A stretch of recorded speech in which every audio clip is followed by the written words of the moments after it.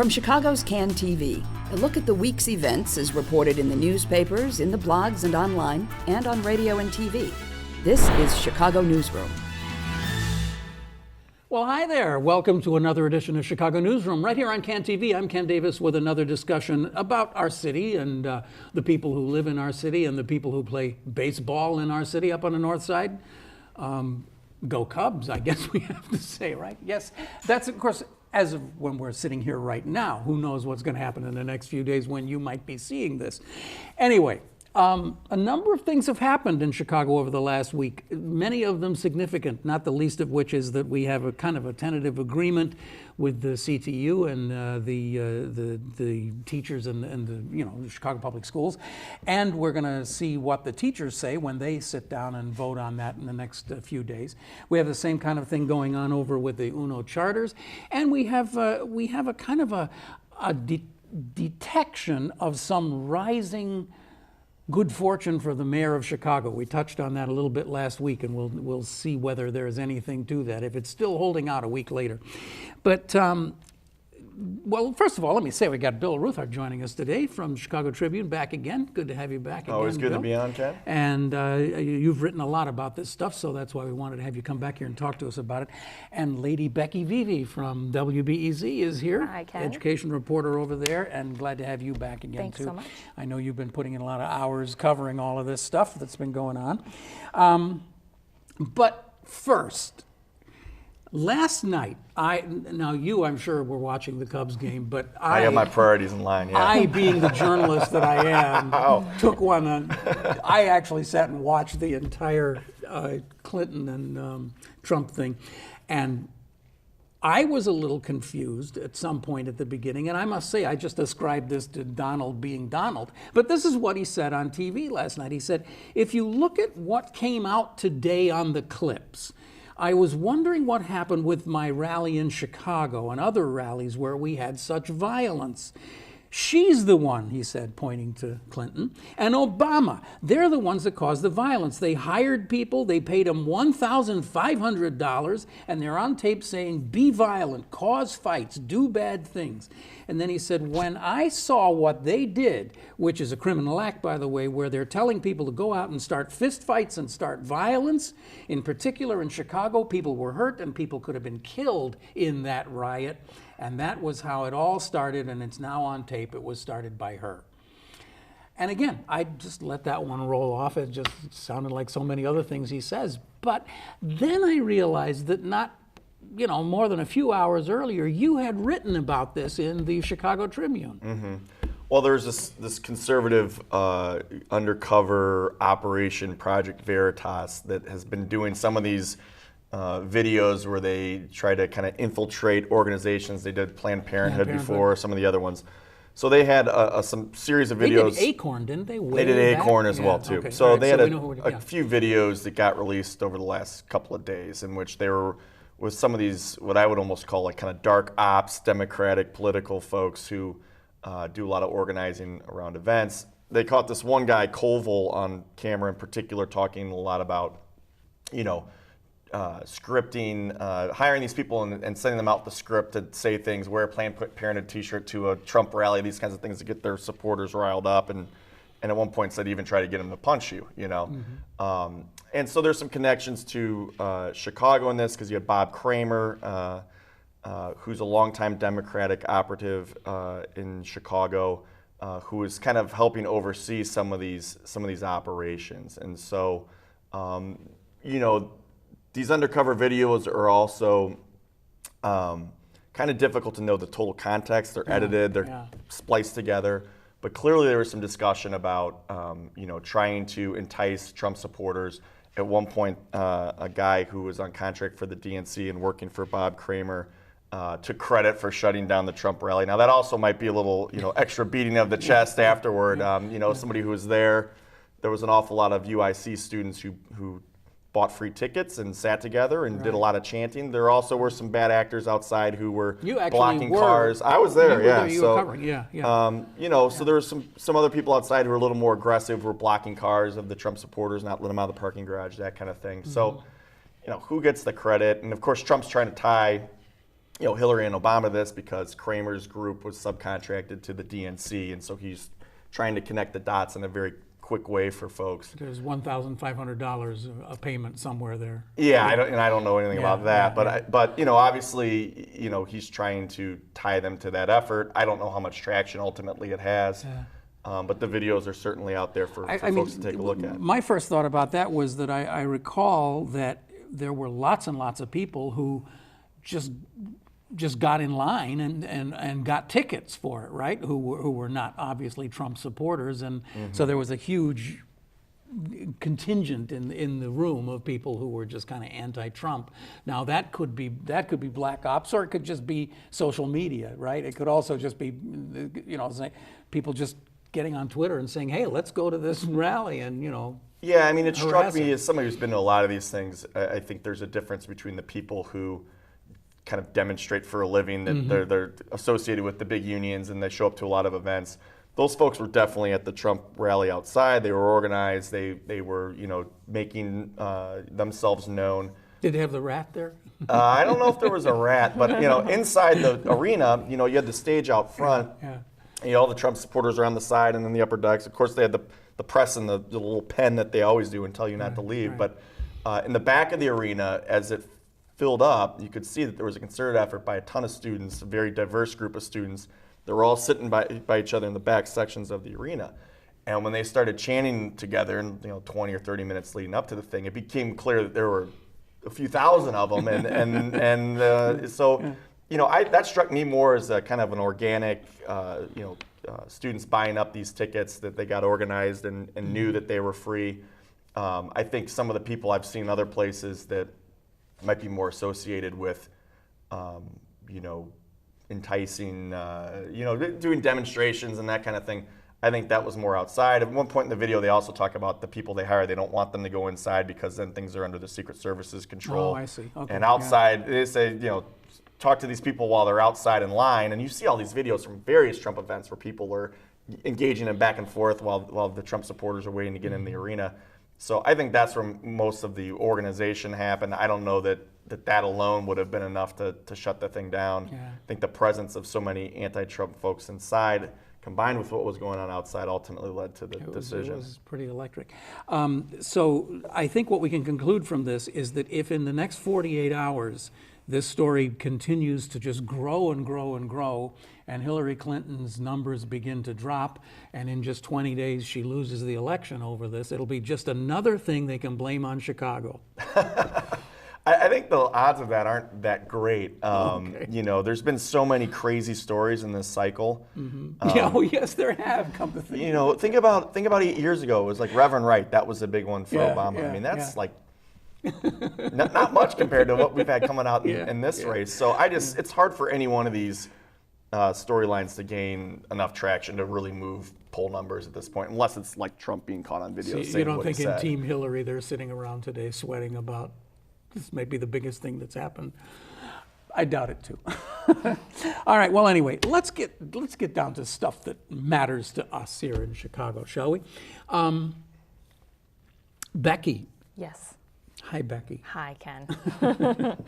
So here we are. The House of Delegates voted, as we're speaking today on Thursday, just last night. Yes. 2/3 of them voted in the affirmative for this contract. Correct. What does that mean? Well, it is symbolic, and it sends a signal to the broader membership, who is ultimately the ones that will have to approve this whole tentative agreement. It goes to the full membership for a full vote. I do find it kind of interesting that there were a third of people in that room that weren't in support of it. Typically, this leadership and the caucus that they come from has gotten a lot of support from that bigger body. But I think you do see some sections of the union that are disappointed, particularly special education teachers, some support staff, who feel that there's just not enough in this contract to protect their caseloads and protect them from things from the conditions they see as pretty bad right now in the school system. It's a tough situation for union leadership, isn't it? Because these are items that if I understand it correctly, they can't strike over. They right? cannot. So, They cannot. so their members are upset about a lot of things that are not because of the way in the past these things have been very carefully manipulated so that those things cannot be strikeable. Correct. So they get angry with the union and they say, you didn't do enough for us, you didn't get this and this and this. Right. It's tough, and you're right, and people probably, it feels like long ago now, but the reason that Chicago public school teachers can only bargain over certain things and can only strike over certain things has to do with legislation that was passed in 2011. Many people might remember the big discussion then. Senate Bill 7 was the name of that bill, and it limited what specifically Chicago teachers are able to bargain over and able to strike over. Right. Well, that was the thing that everybody was so agitated about, the 75%. Right. Well, and that was around the longer school day at the time. They wanted to take that off what they call mandatory subjects of bargaining.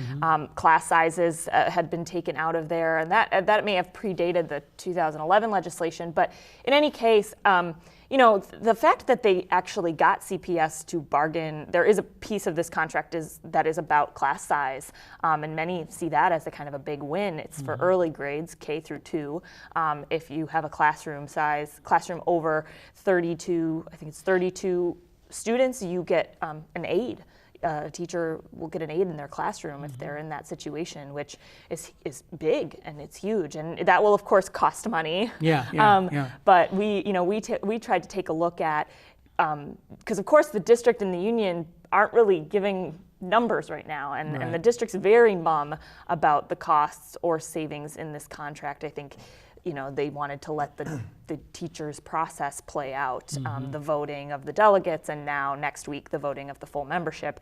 They didn't want to meddle in that. Well, if you're a taxpayer, you want to know what it's going to mean. So we tried to run some numbers and Hold look on at just one second, if I can.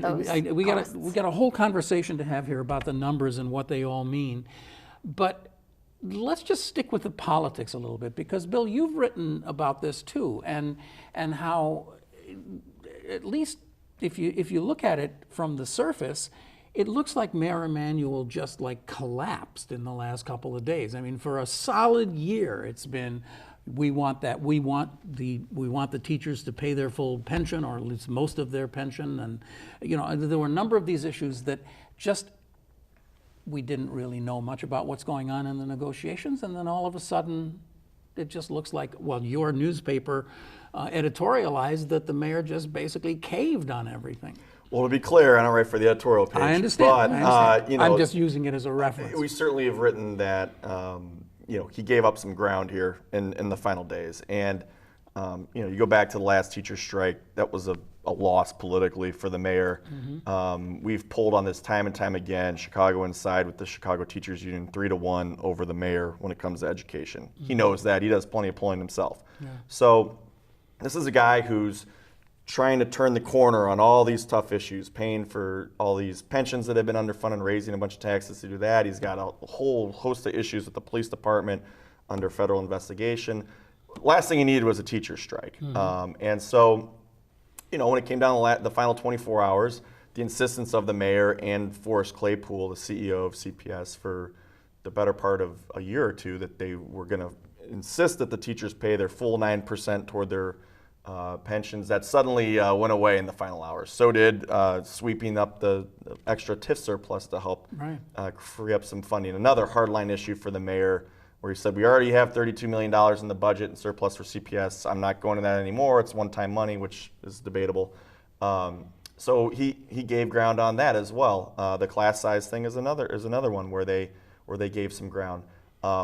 If you got Forrest Claypool and Rahm Emanuel behind closed doors and got what they really think, I think you had two very different probably approaches, where Claypool's a little more hardline on some of these, and Emanuel's considering the politics of all this and perhaps wants to run for a third term. He needed to get past a potential teacher strike. Now, the one accomplishment they did get was down the line, new teachers will have to pay their full 9% toward their pensions. That's what the mayor is pointing to as a victory. In the CTU membership certainly made that calculation that their future members will have to pay for that. But it was a win for them to not have to do it now. I mean, they also get a bump of money to pay for it. So I mean, it's just coming out of one pocket into the other. I have to say though, with the issue of the TIF surplus, I think that actually was some masterful political maneuvering, because last year the TIF surplus that went to CPS was about $80 million. So when the budget came out this summer and they only had $30 million of TIF surplus, I was like, oh, this is something they're gonna do at the very final hour, and they're gonna say, oh, we're going to give you $50 million more. And it's brilliant because it's like you withhold, and then what you really are going to give them anyway until the very end as like a bargaining, again, as a bargaining chip. It's a very brilliant tactic. This is a tactic Rahm Emanuel uses time and time day again. one. On anything, from police oversight to the budget. Police oversight, he held back on guaranteed funding for the agency, and he held back on the attorneys that they would be able to hire, and he gave those two things in the negotiations toward the end, because he knew that the groups would want that. And so he always has something he can point to say, okay, well, I gave them this. And so this is a guy who's done 2 tours of duty in the White House. I think people forget that. He knows how to cut deals, and that's a tactic he uses often. It's interesting that you were kind of painting this portrait of sort of good cop, bad cop with Forrest Claypool being the hardline guy. And what we're seeing is that there seems to be, although I don't know if anybody really knows this is real or not, but there seems to be this much warmer relationship between the mayor and his old friend Karen Lewis. And so maybe having Forrest Claypool in the equation allows him to be a little bit more conciliatory with her. I mean, what do you see about that? Oh gosh, in terms of his relationship with Karen, I think I think that there's been dramatic changes in the relationship between the mayor and Karen Lewis, and I think some of that has to do with her health battles, then her challenging him and her coalition challenging him for mayor, and putting him through the very first runoff. I think he had to.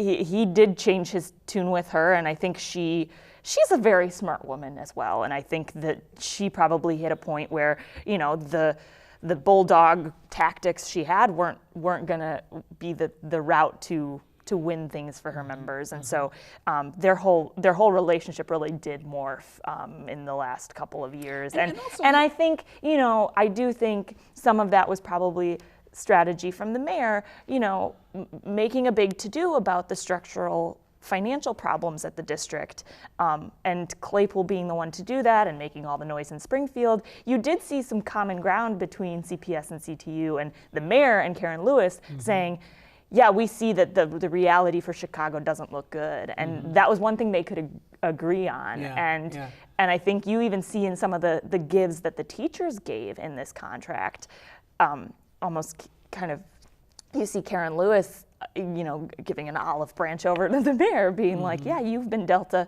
kind of crappy financial hand.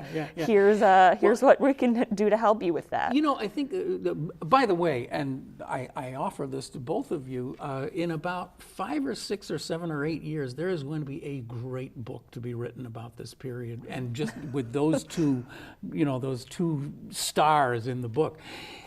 One of the things that we're only now beginning to be able to assess, I think, is the way that public perception changed of Karen Lewis after and through her illness. I mean, I think there's a kind of a general sense of like, wow, what she went through, how astounding this is. And she becomes a more sympathetic character. And so for that reason, that gives her vastly more power in a weird sort of way, right? I mean, you would think that she's weaker, but she's actually stronger. Well, she changed her style too. I mean, she wasn't calling him the murder mayor anymore, and that had nothing to do with the cancer diagnosis. So, I think she also knew that, the teacher strike, 2012 was the first one in 25 years. And so nobody knew what that was really going to look like, and they had a lot of public support. We're in an environment now where Chicagoans have paid a bunch of higher taxes just to pay for pensions of police and fire and other things. There's a lot less sympathy for teachers going on strike for 7% raises or whatever, whatever it might have been.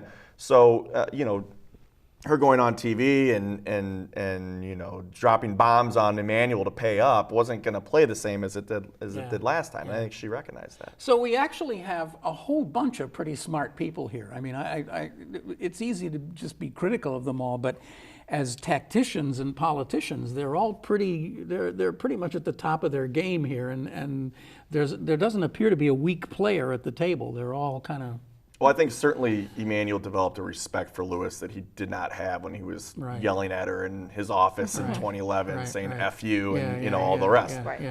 You know, he, I think, is the most political of political animals, recognizes someone who is a worthy opponent, and I think he came to recognize that in Lewis. And you know, they both talked about how their relationship improved, how they text each other regularly, which we're still suing to get the mayor's text messages. So, you know, so I think that the relationship, without question, evolved, and is a big reason probably why, at the end of the day, they were able to cut a deal. Well, so then I just have to ask one last question on this, and that is: are we just being had?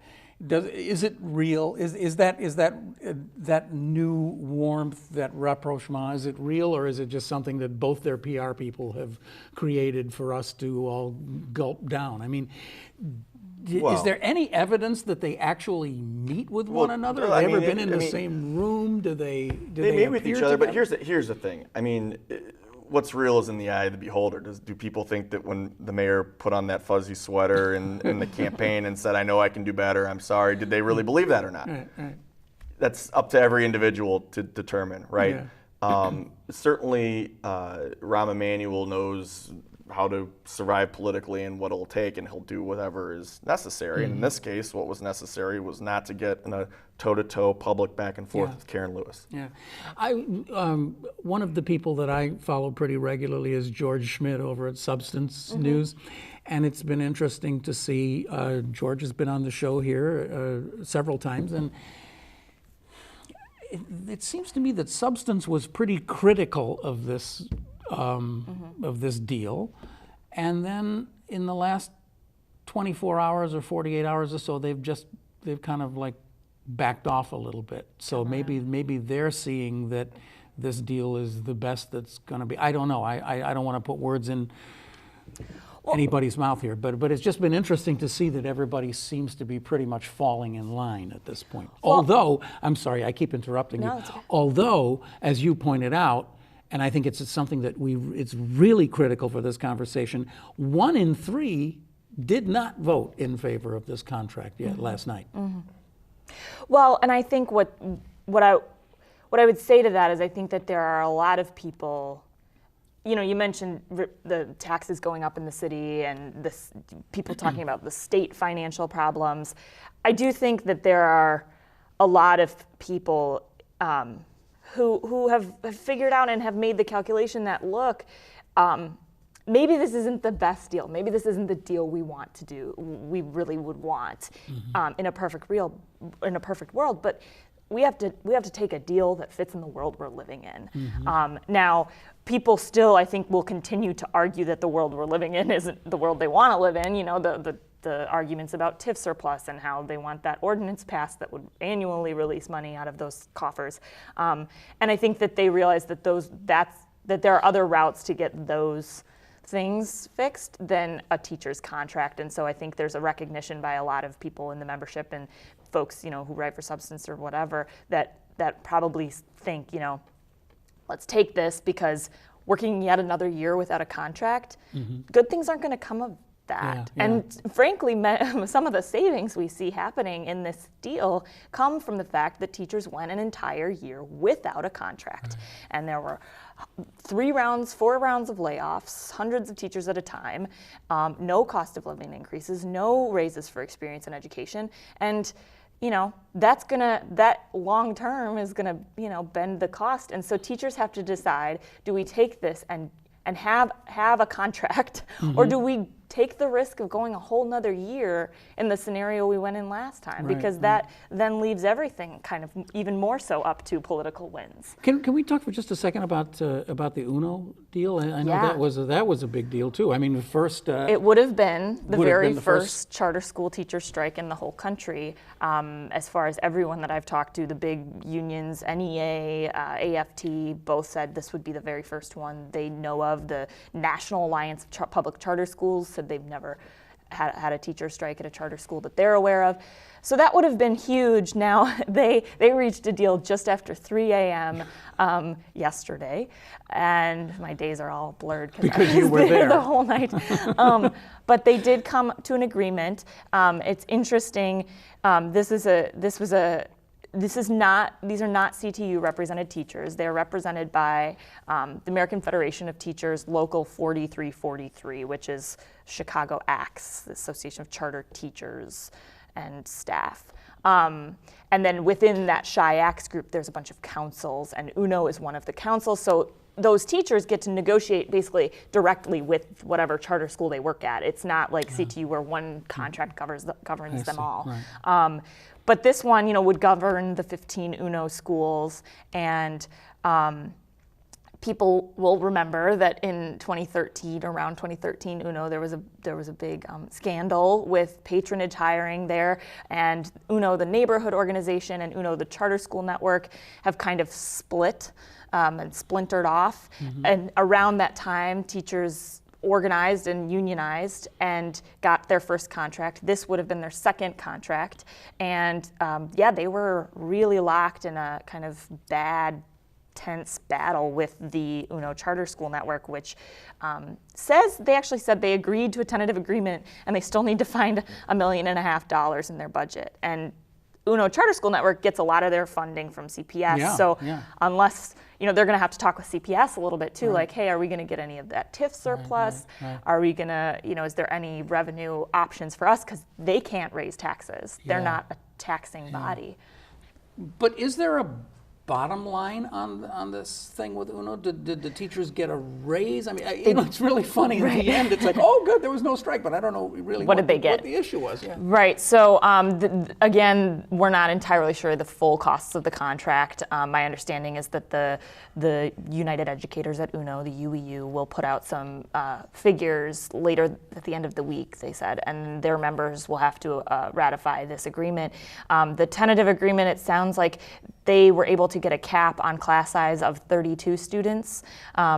They did offer that they would go over that, but asked that teachers with more students in their room get additional compensation. They were able to secure that.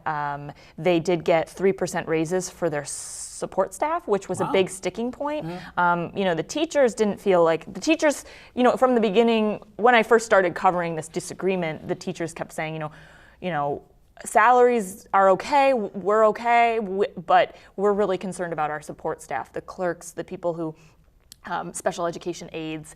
The proposals that were on the table wouldn't have provided any sort of cost of living for those teachers. At 3 a.m. yesterday, they said they did get 3% raises for the support staff. They also, similar to CPS, had the 7% pension pickup. They adopted essentially the same thing that CPS adopted, which is that new hires will not have a pension pickup, but they'll get raises to offset that by next school year, and they'll kind of have almost a different salary schedule. And then interestingly, it sounds like the UNO teachers agreed to a slightly adjusted salary scale because I think effectively will amount to a pay cut, though current teachers will continue moving through their steps. I don't know the full details of that, but it sounds like they were trying to make some agreements to get UCSN's costs in line, because when they negotiated their first contract, it sounds like the salary scale maybe was ramped up too fast or too rapidly, so they lowered some of that at the high end of the scale. Becky, if you don't understand this, I know the rest of us don't. Right, true, that's true. And part of it is that I'm sure I'll understand it once I see it, but I haven't seen it yet. When you are an education reporter in this town, it means often not being able to get anywhere near as much sleep as you actually need. But I just gotta say one more quick thing about this. I just had a real sort of a duh moment when you were explaining this. You know how sometimes you just suddenly realize that the underpinning of your understanding of something is just completely wrong. The negotiations were between UNO teachers, the people who run and own UNO schools, yes, and the union. Is that right? Correct. See, I thought that the union was negotiating with CPS. No. Oh, okay. So CPS wasn't even a part of this. Well, not really, no. And they were very mum. I was actually surprised because I kind of, leading up to this night, I was like, are you going to say anything? Are you going to hold a press conference? Are you going to put out a statement? I even called the mayor's office. I'm like, this is 8,000 kids. They're public school students. Right. They are part of CPS, but because it's a charter school, charters are privately managed but publicly funded, and so you have, and this was actually something that UNO teachers kind of kept saying, the ones on the ground. They said, there's probably a lot of administrative overhead in what is that sort of middle layer of bureaucracy that is the UNO charter school network, because money comes from CPS, goes to the network, then the network pays all of their CEO and their CFO and their CMO and all these people. That's the argument and then it that's comes being down. made about charters from the beginning, is that they bring their own set of administrators to. Well, anyway, enough of that. Bill, when Rahm Emanuel is reelected for his third term, will he send you a cake or something and say, "Hey, you were the first one to look to bring this up"? I think politics are always at play with Rahm Emanuel, and when he gave his budget speech recently, it was a heck of a lot more than a spending plan for 2017, right? Yeah. It had a very strong, we've turned the corner theme. We had 4 unfunded, very dramatically underfunded pensions, police and fire, municipal workers, laborers. They're all on the path to solvency, he says, right? He's raised taxes dramatically to do it, record property tax, huge phone fee, the 30% increase in water and sewer bills this year to do that. But he can turn around and say, I made the tough decisions that I told you I was going to make, and I've fixed this. Now, he's fixed it for a good 5 years. As the pension payments ramp up, they have the money to cover that. We've done a hard look at it, and down the road, beyond 5 years from now, which is beyond his current term, very likely they'll have to come up with even more money to keep the pensions sustainable. But he can point to accomplishing something there, whether folks agree with it or not, because they have to pay a lot more for it. And that's an issue he inherited from Daley not paying for pensions for many years. The same theme is true on education. He can say that he didn't have a strike. He can now use his education talking points will go more toward graduation rates and testing, and there's a whole other can of worms there as to whether those numbers are all on the up and up and whatnot, but that will be his message there. The big third issue is policing, and that's one he's yet to resolve. Obviously, we have the Department of Justice investigating the police department, its use of force after the Laquan McDonald shooting. But the mayor has finally decided that he needs more police officers to deal with the surge in violent crime. Right now, we have more than 1,000 shootings this year than we did at the same time last year. And so it's also likely that the Department of Justice, whatever they come down in a likely federal consent decree, probably will require more officers. So he's kind of killing 2 birds with 1 stone with that. But we're talking hundreds and hundreds of more officers and adding to the capacity of the police academy. And it will be a difficult task to hire enough officers to not just to keep up with attrition, let alone put more on the street. The attrition issue has been huge for CPD. So while he hasn't solved that or fixed that, he can at least point to a plan he has now. I'm going to hire these more officers. I have a new police superintendent, Eddie Johnson, a longtime department veteran, an African American who has ties in the African American community. I think all of those things signal a strong theme of these are the 3 big issues I have. Here's what I've done on them, and that's what you hear from a politician who's running for re-election. When he came into the Tribune to discuss his budget, asked him point blank if he was running again. He says he has every intention to, but he'll decide with First Lady Amy Rule for sure down the road. Of course, it's in his interest to project confidence and strength, because if he doesn't, then he's a lame duck, and the aldermen start trying to undermine him. And And the mayor's continued his political fundraising. He's raised about $1 million this year. So that also, at least gives him a head start on any potential opponents. Of course, we're still a long time from the election, spring of 2019. And, I just can't stand getting into these discussions about the next election when the next election's almost 3 years away. I mean, it makes no sense. But the thing that is fascinating me about it is the pivot that he's made from being this kind of austerity, coming in to office where everything is going to be just cut. We're going to, we're going to make everything more efficient. And now he's becoming a little bit more Daley-esque by the hour, because he's I'm not saying the same level of irresponsibility, but Daley kept peace by making peace with the police and the fire and the teachers and all that, and he's learning that lesson. Well, every smart politician knows you do the unpopular stuff early in your term. Last time it was the longer school day, all the unpopular, the school closings, right? This time it's all the tax increases for pensions. The police issue has been somewhat unforeseen, but if he can get enough cops on the street to get the crime numbers down, and the Justice Department says, yeah, you guys have done some good things here, here's some more to do, he's going to have a year and a half or 2 years to rehabilitate himself. And make no mistake, this is still a very unpopular mayor, especially in African American communities. That's why he's trying desperately to get economic development going in the South and West Side neighborhoods, so he can go to those places if he does choose to run for a third term and point to concrete accomplishments. And if he can pull it off, his third term might be a lot more fun than his first and second terms were. Well, he might actually be able to do some legacy type things beyond, the Chicago Riverwalk or whatever he's done so far. And there's still a lot of people who think it's unlikely he runs again. They think his numbers just can't bounce back. The mayor's going to be doing his polling, and sometime in 2018 he'll decide whether it's feasible or not. And the other thing to remember is nobody runs in a vacuum. And all these decisions who's the competition, right? And all of this is just stuff that we can't even foresee. We have no idea what the major. If we just suddenly convene this panel 1 year from today, we won't be talking about any of these things. We'll be talking about something. Look at the last year. I mean, nobody saw Laquan McDonald coming, right? That's right. Changed everything. Right. So. Laquan McDonald changed everything. It sure did. Okay. Finally, this thing.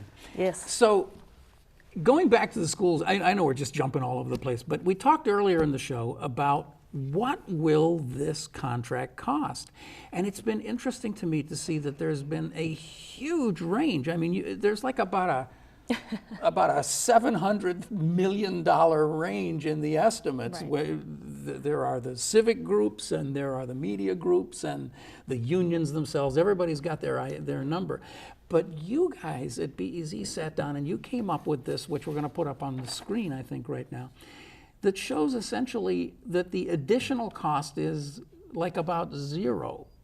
That it's kind of revenue neutral. Well, so yes, and is this controversial? Is this? I mean, we just put it up, so I think everybody's sort of still absorbing it. But I think the reason you have such variation is because there are a lot of variables in this contract, and I hate to be evasive, but it's true. So that's why there's variation. Well, there are certain things in the contract, like for instance, retirement incentive. Of course, they don't know how many people are going to retire, and how many people retire, and who retires will matter for what the final number of their cost and savings is in that bucket, if you will. If you take the most expensive teachers on the payroll right now and assume all 1,500 of them retire and they all get replaced with first-year teachers, then you end up with, a savings there. So there's that. There's also, and I think the big thing that we were trying to articulate in this chart also is the two big drivers of cost increases or decreases in teacher contracts are the salaries, the steps and lanes, those raises that they get, and the cost of living raises. And I don't think people should ignore the savings that will end up happening over time by the virtue that CPS didn't give out raises last year and won't for 2 years. So they won't this year and they didn't last year. And you pegged that at $90 million.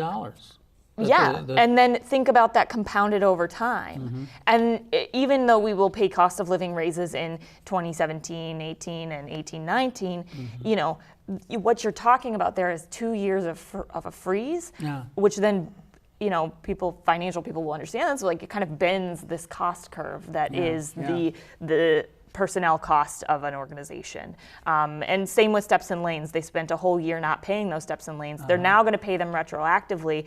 And people we've talked to, we talked with the folks over at the Center for Tax and Budget Accountability, you know, they can say every month paying steps and lanes costs this much. If you go 12 months not spending that money and then you don't have those compounded raises over time, you do end up saving money over the long term. So with this, we were just trying to give folks a snapshot of sort of what the back of the envelope calculations are, and we took the big things, the steps and lanes, this class size incentive, you know, the retirement, I should say, you know, that retirement incentive, and then healthcare savings, which teachers gave on. It sounds like they're going to be contributing more to their healthcare premiums. And at the very end, you kind of add it all up, and it's about $500 million savings and $500 million of costs. So you end up kind of cost neutral. And so if you, like, again, it's the politics of it. If the mayor you know, him prolonging a whole year of teachers without a contract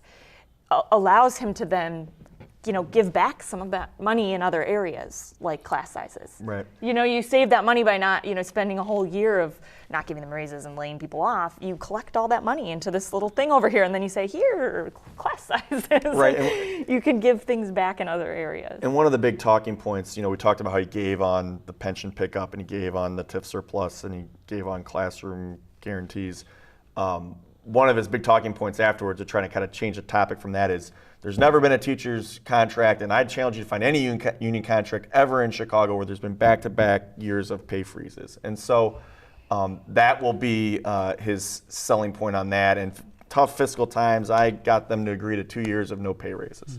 The aforementioned George Schmidt talks about that a lot. I was going to say, and that's something that I think that Substance wrote about, and you know, trying to articulate to teachers like that. And that's why I think too, people can't underestimate, like, you know, that there's a reason a third of the teachers weren't okay with it.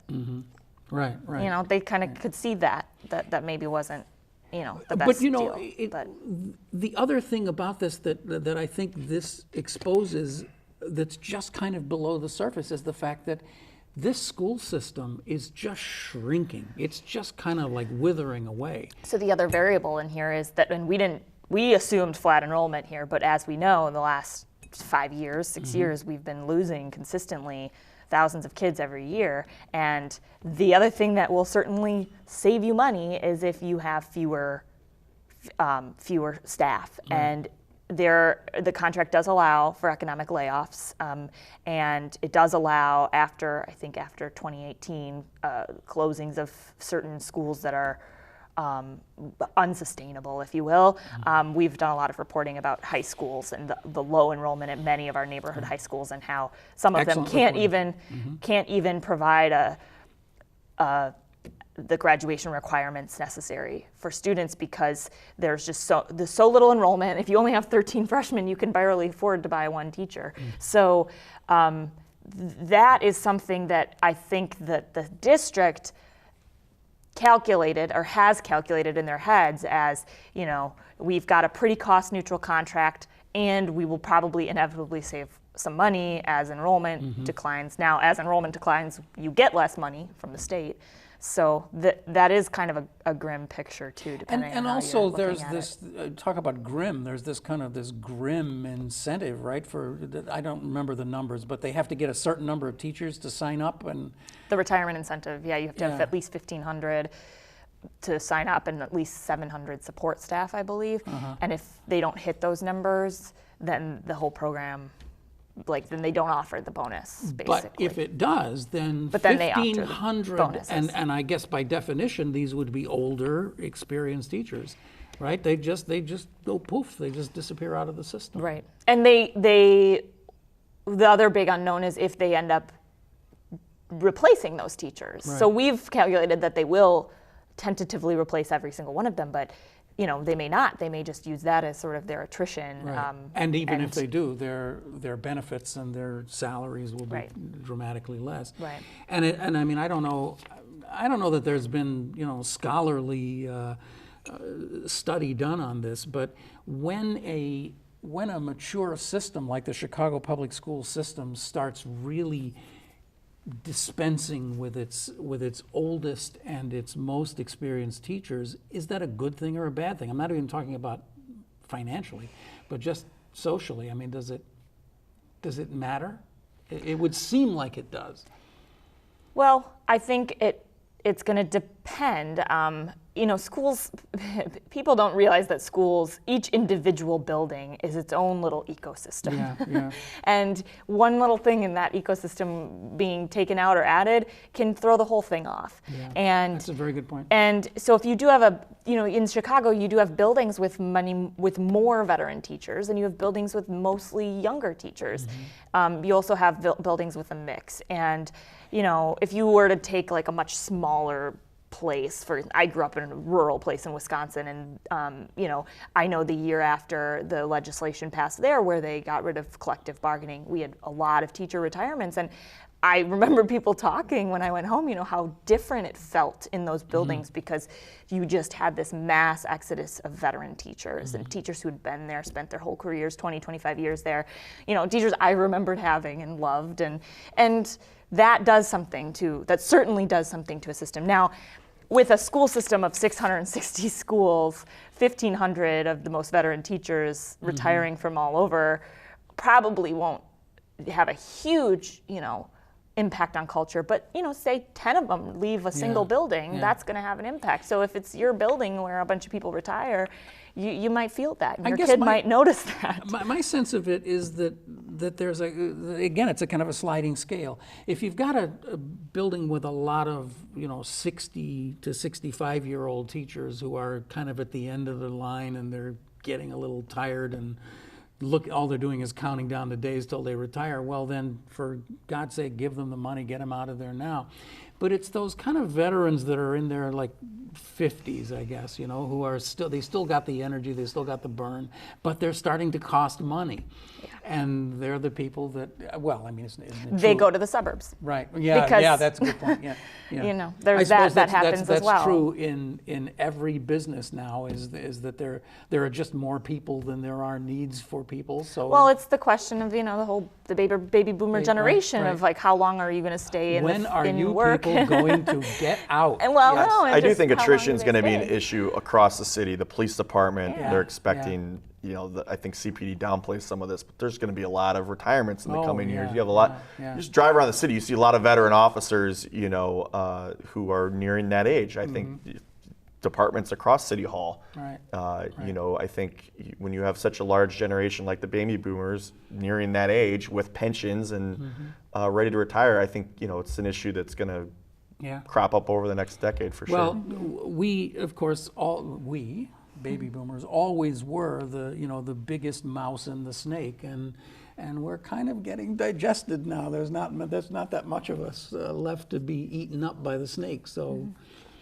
You might be faced. I'm not touching that analogy. You might be faced too with some shortages and issues with being able to find people. I mean, I don't know what it's like in the police department, but I know nationally there's a lot of discussion about teacher shortages in other parts of the country, and that could very well hit Chicago very soon. So we might end up seeing that as well.